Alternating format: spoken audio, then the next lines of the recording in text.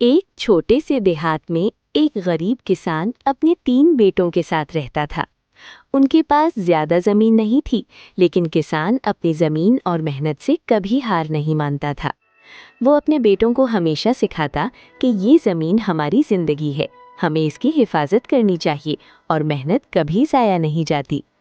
रोजाना वो और उसके बेटे खेतों में काम करते, पानी देते, बीज बोते और जमीन की देखभाल करते। कभी कभी मुश्किलात आती, जैसे बारिश ना होना या जमीन का खुश्क होना, लेकिन किसान बेटों को उम्मीद देना नहीं भूलता। वो कहता, बेटों, सब्र और मेहनत से हर ख्वाब पूरा होता है। आखिरकार फसलें हरी भरी हो गईं, बारिश ने खेतों को जिंदगी दी और किसान के चेहरे पर खुशी के आसार नमूदार हुए। बेटे भी खुश थे और कहा, अब्बा, हम कर गए। किसान मुस्कुराते हुए बोला, हाँ बेटों, मेहनत हमेशा रंग लाती है। ये कहानी हमें सिखाती है कि उम्मीद, सब्र और मेहनत कभी रायगा नहीं जाते। चाहे हालात कितने भी मुश्किल हों, हौसला रखें और कभी हार ना माने। चैनल को लाइक, शेयर और सब्सक्राइब करें।